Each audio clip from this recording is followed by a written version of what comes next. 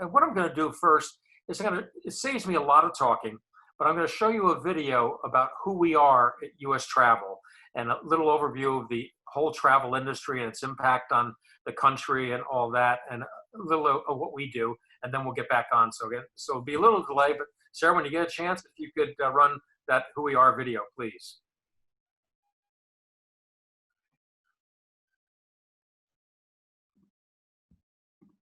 Travel. It starts as an intention to connect, explore, experience something new or familiar. The special moments we live through travel are possible because of the millions of workers who make every business trip, summer vacation, or weekend getaway the best America has to offer. Yet travel's benefits reach so much farther.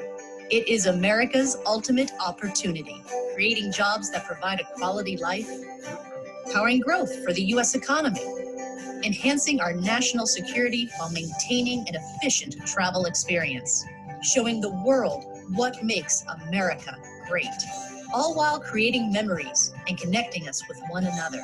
Travel to and within the United States employs 1 in 9 Americans and delivers $2 trillion to our economy, generating tax revenues that fund community needs. The many destinations, businesses, attractions, landmarks, natural wonders, and people that make up the travel industry are as dynamic and diverse as America itself, offering each visitor a unique view of why America is the world's best place to visit. For over 75 years, the U.S. Travel Association has united the travel and tourism industry behind a voice that says, welcoming international visitors is critical to our economy and American jobs and our standing in the world. A modern air travel system is necessary to keep us competitive. Updating our infrastructure creates opportunity and keeps us better connected. Security and efficient travel are not mutually exclusive. We can and must have both.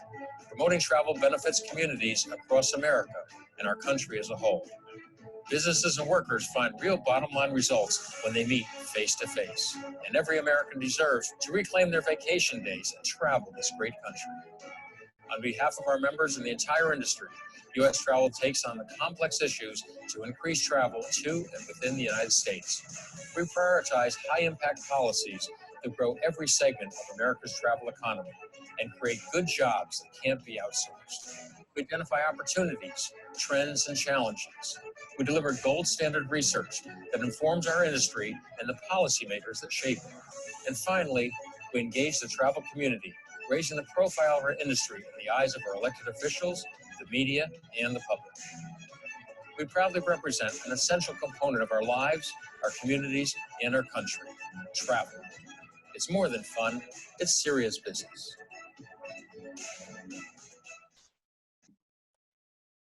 Well, hopefully that'll give you an aspect of how critical the travel industry is to our whole economy. I was thinking back as I was watching that video to where I was in the first week of February. In the first week of February, Sarah and I and many of my colleagues were at the National Press Club in Washington, D.C. And we're doing something we do each year called the State of the Travel Industry. And I was talking to the media about how big and how successful our industry was, how our industry is literally 2.6 trillion with a T dollars to the economy, how we employ 15.8 million people, how we have a trade surplus from international travel. International travel is $250 billion to the U.S. economy and a trade surplus of 59 billion. You see, travel, international travel is an export. It's hard to think about, but if someone buys a computer or a tractor or something made in America from Germany, it's an export. Well, when a German comes here or someone from Asia or South America around the world comes here and spends their money, it's an export. So the travel industry is one of the few that has a huge travel surplus, and that's from the 80 million visitors that come and visit the United States. Well, that was the first week of February. Little did I know that about 3, maybe 4 weeks later, I'd be sitting in the president's office or the vice president, the secretary of commerce, with some CEOs begging for money to keep the travel industry afloat because of what was coming upon us, this pandemic called COVID. And had no thought that that state of the industry we were talking about how travel had come off 10 years where every single month was bigger and higher revenue than the month before. And yet this pandemic came along and literally shut down travel.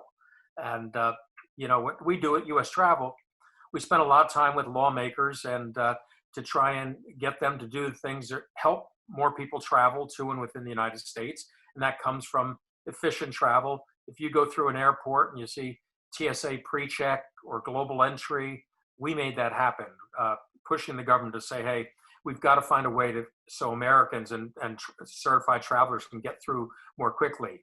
The importance of our infrastructure, importance of our industry. It used to be said decades ago that as goes General Motors, goes U.S. economy. I maintain now, as goes the travel industry, goes our economy. We're such a big player when it comes to 1 in 10, 1 in 11 employees in the U.S. And everything that happens as a result of travel. Think of it. Those of you that are at CSU that are from outside the state probably thought about going to Colorado because you made a trip there once. And you said, wouldn't it be a great place to go to school? I have a second home, as I said, in Steamboat. That didn't happen until we went skiing once and said, wouldn't this be a fun place to have a second home? Companies relocating to different areas because of a great airport that you have in Colorado or Texas or somewhere like that. And people deciding, where to get a second home, where they're going to go. All those things happen because of travel. I always say travel is the front door to economic development, and everything happens that way. Well, we were going along really great in February, weren't we? And then everything came to a halt, and COVID-19 came along. And when you think about it, those early days, I remember I was at the White House. It was March 17th, and we were talking to the president, and the president was saying, well, this thing is bad. It's going to be, we're hearing it's really bad, but hopefully by Easter it'll be behind us. And we actually thought so. A bunch of us, thought we're watching what's going on. None of us were prepared for the impact that this has had not only on the global economy, but on our travel economy. Let me put it in perspective. The travel economy is among the hardest hit of any economies going. It totally came to a halt. The travel economy this year will lose 45% of what we thought we were going to do in January. That's $505 billion. $500 billion that we thought would be there isn't going to be there. The U.S. economy is going to lose, just from travel, $1.2 trillion. That's with a T. I don't even know how to map out $1 trillion, but it's a lot of money. $1.2 trillion. And then this is like 10 times worse than September 11th. September 11th was a horrible, horrible thing, but people knew what it was. This horrific thing happened in New York and in Washington, D.C. and Pennsylvania, involved 4 planes, but it was a very specific, horrible thing that happened, but people knew what it was. But it still slowed down our economy, something fierce, and we recovered. But this is 10 times worse than September 11th.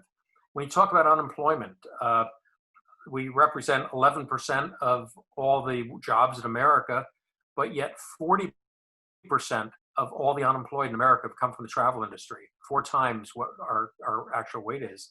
You look at the unemployed, it's about 8 million people. That's 51% of all travel industry workers have been unemployed the past few months. I look back at the Great Depression. None of us were around for that. But the Great Depression, I said, how bad was it in the Depression? Turns out the Great Depression, the worst year in the Great Depression, 1932 and 33, 25.5% of Americans were out of work. And we all read about how horrible the Depression was. And think of it, travel industry, twice as bad as the Depression. And I end up, when I talk to people in Capitol Hill and lawmakers and states and all that, I try and bring that home, because I found when you talk about millions, billions, trillions, it just goes right over everyone's head, big numbers. But when I talk about what it's done, twice as bad as the Great Depression, what it's done to small businesses. If you look at the travel industry, we're made up of small businesses. Yeah, the big names of United Airlines and Marriott and Hilton and Disney. But the bottom line is 85% of all travel businesses are small businesses. People that bet their lives on their little business, whether it's a bakery that supplies cakes for weddings, a sign maker that brings signs in the back door of a hotel, people that make name badges, all those things, small businesses. So that's been decimated. So what we've had to do at U.S. Travel is pivot. We were talking about how we're going to grow this industry to the next, to $3 trillion. We had to pivot to now talk about how we're going to basically get relief for the industry, how we're going to protect an industry, and how we're going to stimulate an industry to recover. And so we worked with Congress on something called the CARES Act, and I'm not going to bore you with a bunch of boring legislative stuff, but I'll just highlight a few of the things we worked on. You may have heard of a thing called PPP. That's a payroll protection program. And that's where people that are out of work, no matter what, it's travel industry, everyone can get a paycheck and be able to pay their mortgage, pay their rent. We work very closely on that. Pushing for health and safety standards, and I'll talk about that in a little more detail in a minute, that are so critical. If we're going to travel, we've got to have health and safety travel. Working on liability protection. There's trial lawyers in the United States are just waiting for someone to come and say, I stayed in such hotel, or I went to Disney and I got COVID. It's now their fault. I'm going to sue them. So we need as an industry to have liability protection so you don't end up with a bunch of frivolous lawsuits, and that's important. Testing. We're pushing very hard for fast, reliable testing to be able to know, does someone have COVID? Are they, or don't they? Or they have antibodies and all those. So the testing is going to be important. And also pushing to get another $13 billion for our airports. And last, some grants from the Commerce Department to enable cities and states to recover. All the various tourism organizations throughout Colorado, throughout the country, depend on dollars from tourists visiting and a hotel tax to promote their area. Well, they've been shut down, so they're basically at zero. So they're the kind of things legislative we work on. So we had to take a big pivot and talk about relieving and protecting this industry, and now we're going to go to stimulating it. Let me take a minute to talk about health and safety. In May, when we realized how serious this pandemic was in the United States and around the world, we brought the whole industry together because we understood that no one's going to travel unless they feel safe. And if you turn on the media, every single night, you're being told, half of you are going to be dead tomorrow because of the COVID. It's unstoppable. And, don't go outside, stay in place, don't go to a restaurant, don't go to a health club. And all that was happening. So we realized how important it was to get health and safety guidelines. So what we did is we brought together medical experts, epidemiologists, and people who are physicians that work in this area, the CDC, and people from the various industries, and brought everyone together in travel, airlines, airports, hotels, theme parks, restaurants, all came together, and we put together 6 health and safety guidelines. And they're not that hard to understand, but it comes through, wearing a mask. And I want to see these masks go away, because I'm telling you, it's uncomfortable being on a plane and wearing a mask for 5 hours or whatever. But I want to see them go away, but I want to see them help to shut down this thing so we can get back to the days where we don't wear a mask. So wearing a mask. Distancing. Notice I didn't say social distancing. Everyone talks about social distancing. Well, I'm part of, and we're part of in the travel industry, a social industry. So I don't want to talk about social distancing, but we can stay a little bit apart for a while. So physical distancing and washing your hands. Now, when I heard all that stuff from the doctors, I said, that's kind of cute. Your mother always said, wash your hands. It turns out, by wearing a mask, being distant, wash your hands, you cut down on this thing by 70%.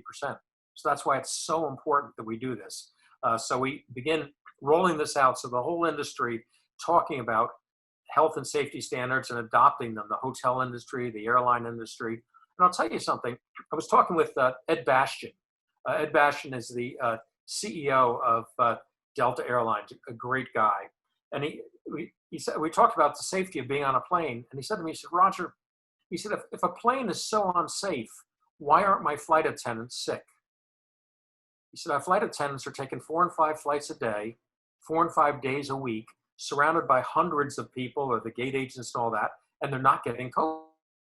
Why? He said, because the filtering system, we have these HEPA filters that we put on the planes. He said, people that don't know think the plane is just a bunch of air for 5 hours that you're all breathing. He said, in reality, we change the air about every 2 minutes in a plane. And we have these HEPA filters that make a plane the equivalent to a hospital operating room. And that's why a plane is probably 10 times safer to be on than the corner grocery store.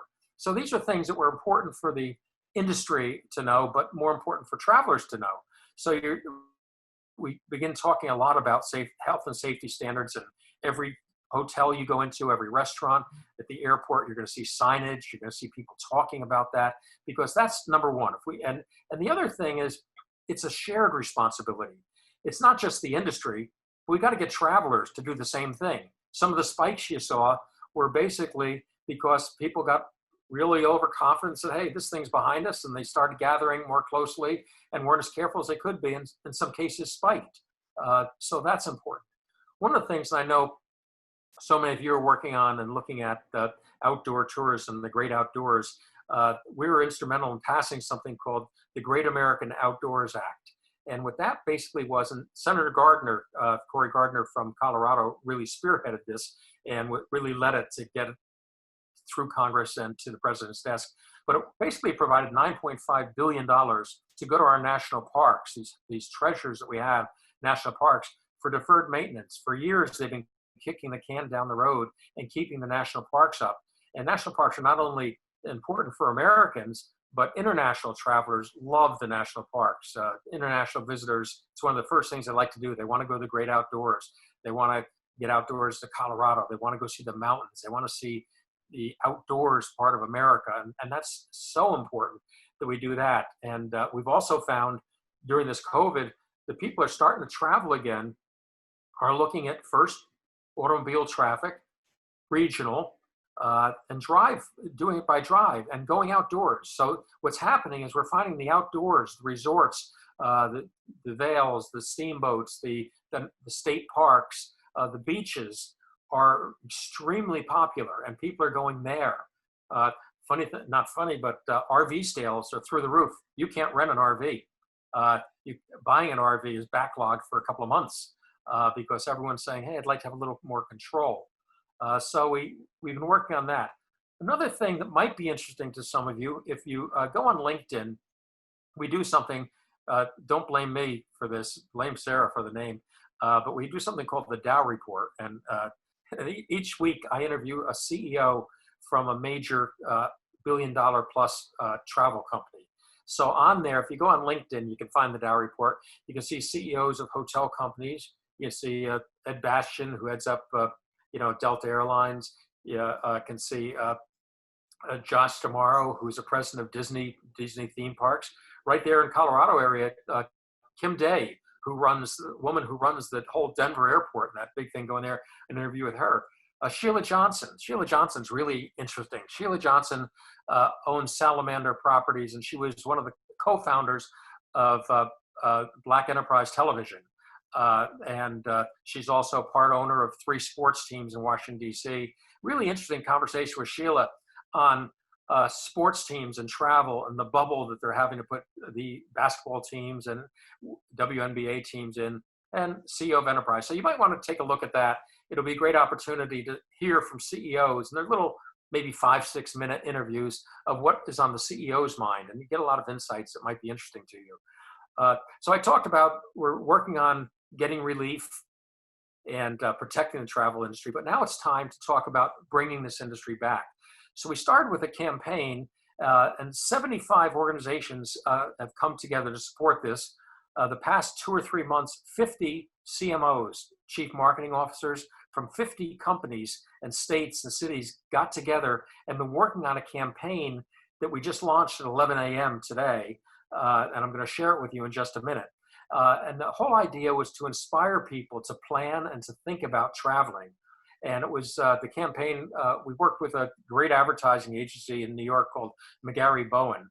And McGarry Bowen is the advertising agency that handles Disney, Marriott, United Airlines, American Express. So they kind of know this business pretty well.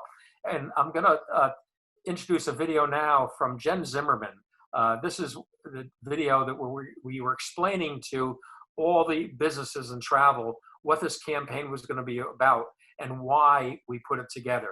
And Jen's just a very creative, she's head of global strategy for McGarry Bowen, and I think you'll get some insights on this campaign and why it was put together. So Sarah, if you could take a minute and we'll roll the campaign of how this was put together and what it's all about.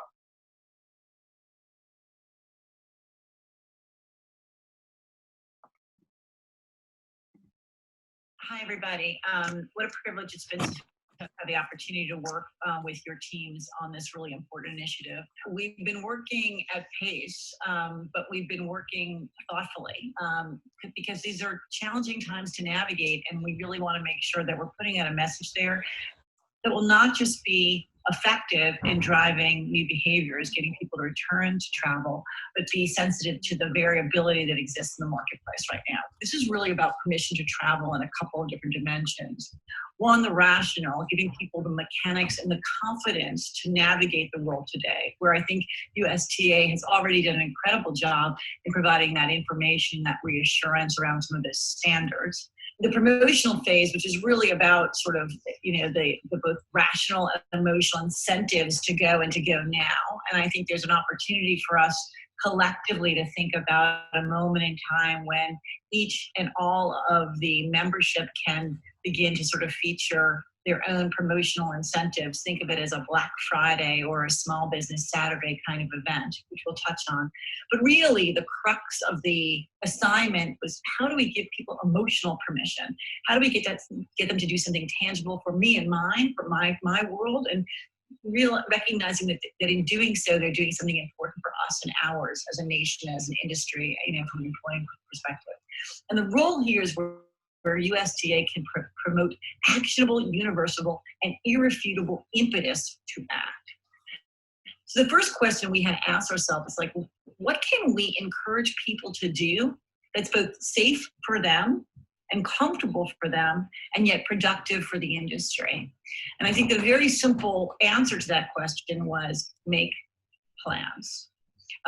There's a new revelation, I call it, for a new time. I guess it was John Lennon who said, life is what happens when you're busy making plans. But I respectfully would amend Mr. Lennon's statement to say, if you can't make plans, what's the point of life?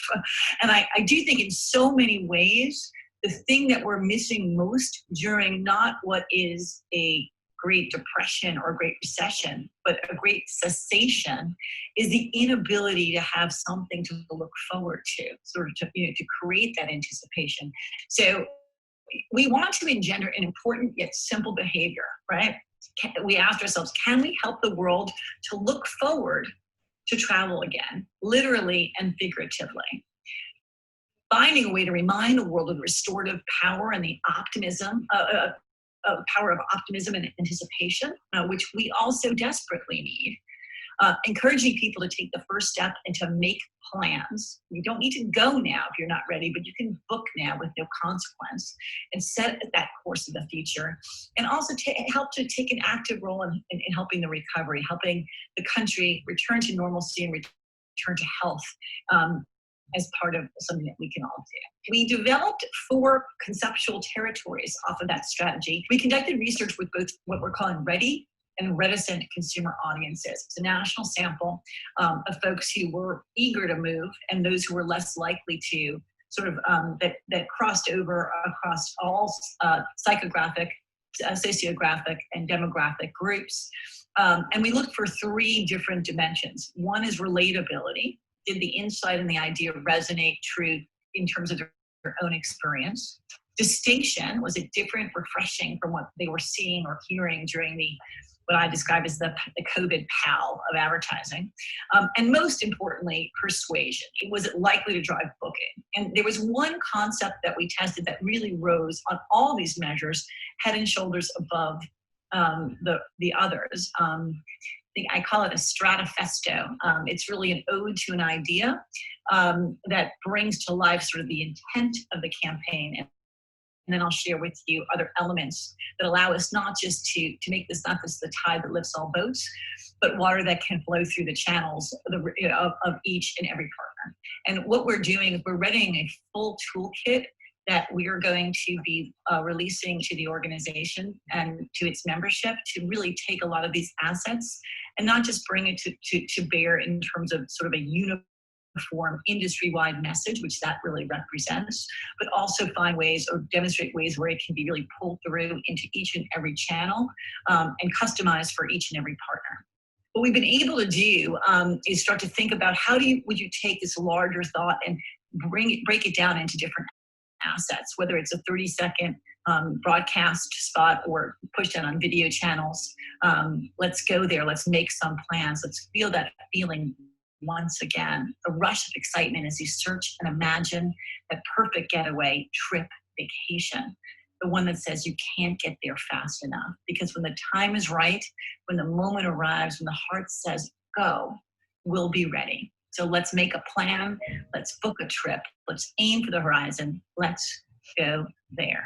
We've also begun to look in the toolkit at social posts. This is an example for Delta. And forgive me, as we've been playing with your brands, it's just ways to demonstrate how this can work across the different segments, the different industries, the different partnerships.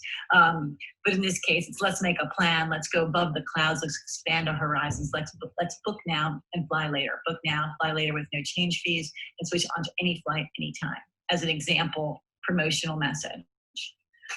We've also looked at a banner examples, in this case for Las Vegas, whatever you roll, wherever you roll it, when you're ready, we're ready, let's go there, book now, travel later.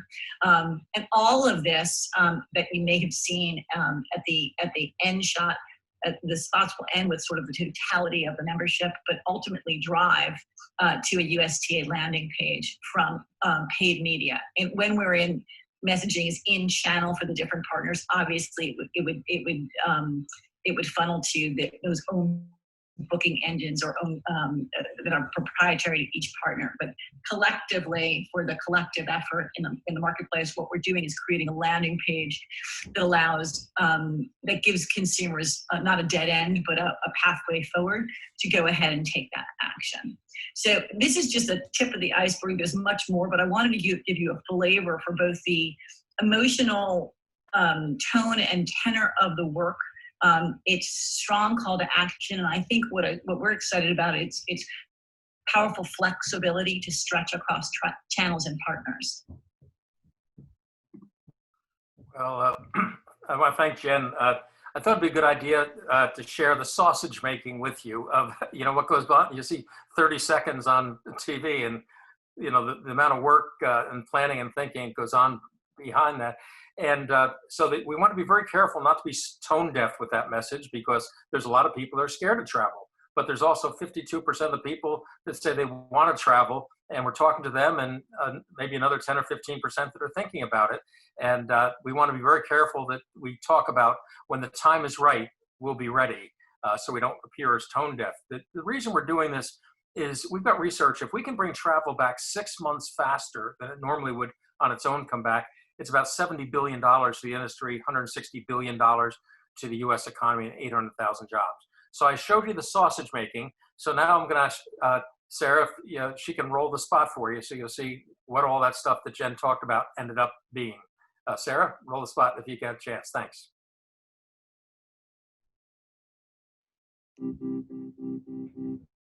Someone once said, life is what happens when you're busy making plans. But the truth is, in a life without plans, nothing really happens to its fullest. It's most joyful, most hopeful, most exciting. So let's go there. Let's make some plans. Let's feel that feeling once again. The rush of excitement as you search and imagine that perfect getaway. Excursion, trip, vacation, the one that says you can't get there fast enough.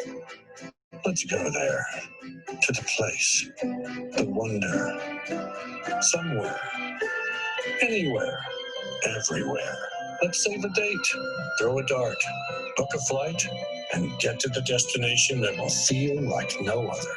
Because when the time is right, when the moment arrives, when the heart says go, we'll be ready. So let's make a plan. Let's book a trip. Let's aim for the horizon and shoot for the moon. Let's go there.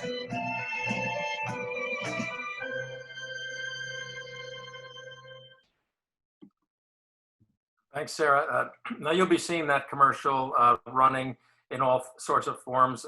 If you watch Monday Night Football next week, it'll be on Monday Night Football a couple of times, and it all around, and then each of the brands will make it work for themselves. So I just thought I'd share that with you. So that's the part I want to talk about, the industry and where we are, where we're going, what's going on. I'm going to take the closing minutes we have together, and as I said, reflect a little bit on my career, because I know so many of you are thinking about careers, and you just never know where things are going to take you. I mean, I started out, I got a lifeguard job for a summer at a hotel. This company had 6 hotels, and when I did it for 3 summers, and then the GM came out. Now the company had 12 hotels and said, "What are you going to do when you get out?" Vietnam War was going on.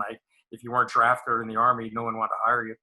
And he said, "Why don't you go work for Marriott?" The company was Marriott. He said, "Someday we could have 100 hotels." And I signed up with Marriott and spent 34 years there. Headed up sales and global sales with about 10,000 salespeople, and Marriott's marketing and Bonvoy program, things like that. And then the last 15 years, I've been working with the whole travel industry, what we call U.S. travel. But in thinking back on my career, there's 10 things I said that I think are so important for every one of you to think about and have in your toolkit as you go forward. First is learn to speak. And I'm talking about making a presentation. The successful people are people can pitch an idea, that can get people enthused about doing something, speaking. And it shows that, one of the things that USA Today, I saw a story that the thing that people are afraid of more than anything else except snakes is number one, is public speaking. But make yourself do it. Small groups, bigger groups, and you'll get better and better at it.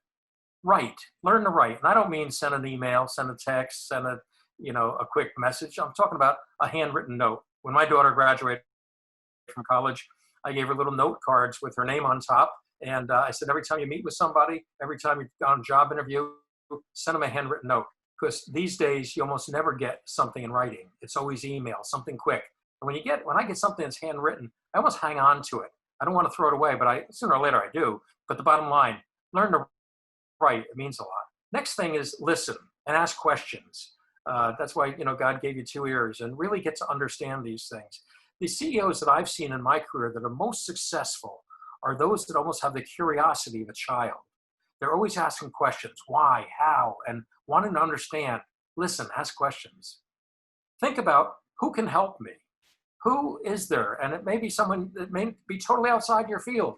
It might be a professor, it might be a next door neighbor, a coach, someone, but there's always someone that can help you if something you want to get done. And they'd love to help you. I always get called for, students or people, and you don't say to somebody, no, I'm not going to. Of course you'll help. You're glad somebody asked you to help them. Here's one that's important. Do what you enjoy. If you don't enjoy it, don't do it. If this is what you want to do, you want to be in the travel industry, you want to be in outdoors, great. If it bores the hell out of you, don't do it. Do something else. Because if you do something you enjoy, you're going to find that time goes by, you're good at it because you like to do it, and you'll grow quite a bit. Next one is be the answer. It's easy to say, here's the problem. I've always asked my folks, and I said, if we've got a problem, come to me with an answer. Be the answer, be the solution, and people will really respect you for that. Take risks. I'll be honest with you, I'm an imposter. I don't know what the hell I'm doing, but people don't know that. So take a risk. And, it's like when you're young and you're on a diving board and you're going to go off that high dive, whether you go off or not, take the risk. Because once you took the first dive, you say, hey, that wasn't so bad. I'll take more. Next thing I think is act as if. You want to be CEO, if you want to run an outdoor organization, if you want to be a CFO, marketing director, everyone you meet with, act as if that's who you are. And all of a sudden they say, whoa, she's got great confidence. Boy, she really understands. She's different. She has a clear picture. Act as if you're in that job already. Next is relationships. Relationships are everything. Everything in this world happens around relationships. This campaign we just talked about, we raised just in a week, $10 million. And this $10 million didn't come from, us being smart and going out to people. It came from calling somebody we knew for 20 years and saying, hey, Delta Airlines, can you put $500,000 in? Marriott, can you put $500,000 in? Relationships, so important. And you just never know. someone you have a relationship today, sitting beside you in class, maybe somebody you're going to work with 10 years from now in that relationship. And I guess the final one is to really care. If people understand that you care about them, you care about their problem, you care about their success, they'll really want to work with you. And you can't fake it. It's about really caring. And I guess the last thing I'd say, it's not one of the 10, but is slow down. The world is going so fast these days. Slow down. And when someone comes to you, take the time to spend time with them. Slow down. And people say, you know, she's different. He's different. You talk to them, they really taken the time. I'm just not, 2 minutes in their day. I'm important to them. The more you slow down, the more you get accomplished. So I know I've shared a lot with you, and we've gone a long time, and we've got time for a couple of questions. But I just thought I'd share with you what's going on in the industry, a little bit about our industry, and a few things that I've noticed along the way that kind of helped me and might be helpful to you. And if you want to get a copy of those 10 things your professors never told you, you can go on our website, and we'll be glad to share them with you. And again, no offense to CSU. I'm sure there's a lot of phenomenally good stuff you're learning there. But these little 10 things might just be the extra nudge to help you. Thanks so much for your time. It's great being with you. Roger, that was amazing. Thank you so much. I do appreciate those 10 points. And I think there's a few alumni on here that might tell you I've actually said a few of those. So, so if you don't mind, I'm going to go ahead and ask a couple of questions I've got for you. Sure. From one of our current students, Jacqueline, she's asking, do you think that we'll see a correlation in the way essential workers travel post-COVID versus high risk or non-essential travel post-COVID? And do you believe that essential and frontline employees will travel more remote, nature-based destinations, whereas those who spent their entirety of the lockdown in minimal contact might be looking for more social distancing destinations such as beach or a cruise? Yeah, Jacqueline, I think it's going to vary. I think when you talk about essential, it's how you define essential. It may be to an organization, one of their salespeople is the most essential person they have, of whether they're going to get a deal or not, or it could be a scientist going to a medical convention. But I think what's going to happen is people are going to venture out slowly. I just saw TSA numbers for Labor Day, and they're the highest they've been since COVID started, people getting on planes. So there's going to be the pioneers that are going to go out there and they're going to travel, and they're going to come back and say, it looked pretty good to me. Everything looked in order. And their friend or neighbor is going to say, I'll take a trip too. So it's going to be the first people that are going to step out. I think that's what you're going to see. And it's so important. The first thing that's going to happen, we're going to get regional travel and drive travel for leisure. One of the challenges we have is business travel is so many companies have put in do not travel or do not go to meetings policy. So we've got to unwind that. And then the last to come out is, of course, going to be meetings and conventions and international travel. But it'll all come back. I remember back when September 11th happened, they said no one would ever get on an international flight again. Yet the greatest years of international came on. After savings crisis, financial crisis, 20 or 30% of hotels will be bankrupt. Turns out that didn't happen. It's hard to predict sunshine when you're in the middle of a hurricane. But Jacqueline, I think you'll see that change. And there's going to be some people that this is going to change people for a long time. I speak to a lot of REITs that own hotel companies, office buildings, malls. They're freaked out about the future of office buildings. They're really freaked out of, will people come back? How many will come back? Have they learned to do business and maybe they don't need all those people sitting in the same office? It's going to be interesting to see how that evolves. Travel, I think, is going to go, because we have a human thing. We want to get together face to face. So I'm an optimist. I think it'll come back, but it's going to start with those essential people and those that are going to venture out, and then they're going to want to tell their friends and they'll follow. Great, thank you. One more. This comes from another current student of ours, Kyle. And he was doing his homework before this interview. In reference for the Let's Go There campaign, when using the There Finder to spark inspiration so travelers can see themselves in a destination or location, what quarter are you aiming for the spark to ignite into the plans for travel, and how's the measurable forecast looking for the early quarters of 2021 for travel and tourism? Good question, Kyle. First thing, this campaign, we started to put together. We were going to launch it in July. And then we looked at spikes after Memorial Day and we said, better hold off. We'll do it August 15th, save the summer. and we still were seeing discomfort in many states. So we finally decided, watching trends of sentiment of what people are doing, that more people were starting to say, I'm thinking about, I'm getting ready. So we're very careful when to launch it. So I think that's important. Looking at what's going to happen, I think you're going to see certain destinations are going to do much better than others. The beach communities, a friend of mine stayed at a Ritz-Carlton last week in Sarasota, Florida. It was $650 a night. So they're not fooling around. I mean, so the beach hotels are getting full. A lot of the mountain properties are doing well. So it'll be regional. Then will come business travel. So my prediction is that this fall is going to be slow. It's probably going to be 50% of where we were a year ago, 60%. And then it's going to start picking up first quarter of 2021. Vaccine is going to be critical. Cases and hospitalizations going down is going to be critical. And when that happens, I think it's going to come back, Kyle, faster than anyone thinks, because everyone's in the middle of this tornado. And it's hard to think beyond that tornado. And I think once it starts coming back, I think you're going to see it come back really fast. And the key is opening up international destinations. And if we can't open up Europe, UK, Mexico, Canada, and finally Asia, it's going to be a long time, but that's going to be key. So I think it's going to back slowly at first. It's going to be an iffy last part of the year. And then I see a good first half of 21 by an outstanding 2022. Okay, I have one other section to his question as well, with an idea pitched to it, and I love it. Good, I like ideas. Once the Let's Go campaign, Let's Go There campaign begins, is there a campaign to capture the travelers attending these destinations through social media to further parade the return to the travel industry, such as something on social media that says, "We are here to promote active travel experiences at those locations. #We are here." Hey, I like that. I like that. I'll steal your idea, Kyle. So, no, I think it's a good idea. And Let's Go There campaign is aimed leisure right now, but it's going to morph later in the year to Let's Meet There. So we're going to talk about meetings and conventions.